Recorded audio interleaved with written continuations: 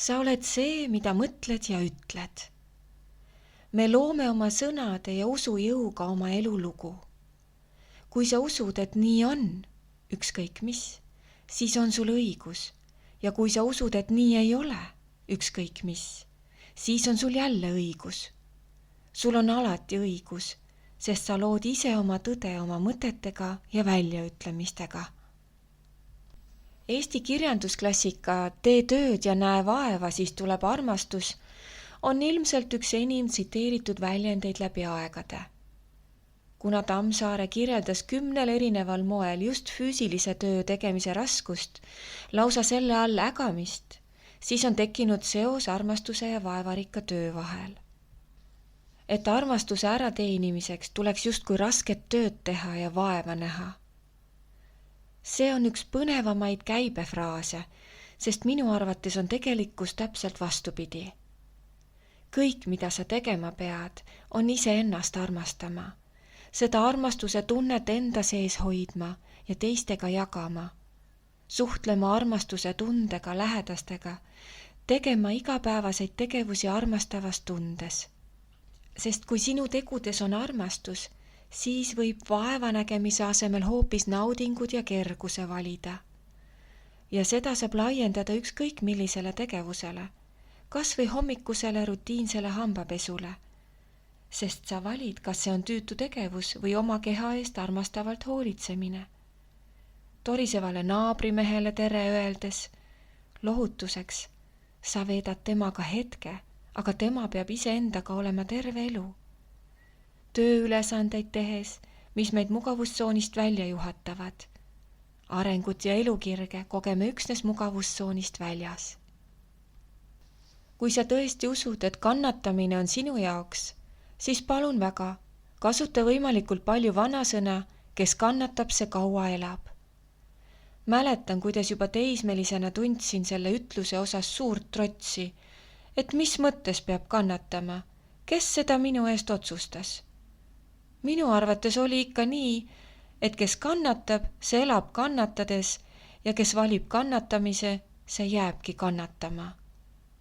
Ma usun, et kannatused on vajalik osa meie arenguteest ja tänu kannatustele oskame sageli hinnata rõõmu, õnnestumisi ja kergust, mida kogeme. Aga mis siis, kui vaadata oma kannatusi kiretult, nendega mitte emotsionaalselt samastudes? Kannatused on teekonna osa, suurepärased õppetunnid, tänu millele me saame kasvada paremaks versiooniks iseendast.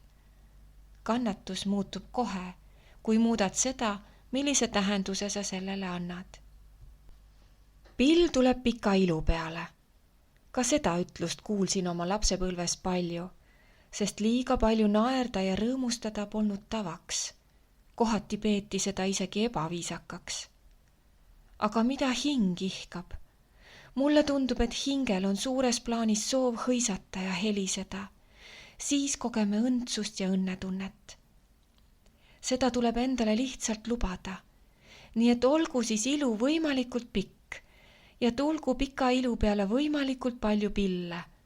Vilepille, parmupille, suupille, torupille ja nii edasi. Muutes vaatenurka, muudad oma elu. Parem karta kui kahetseda.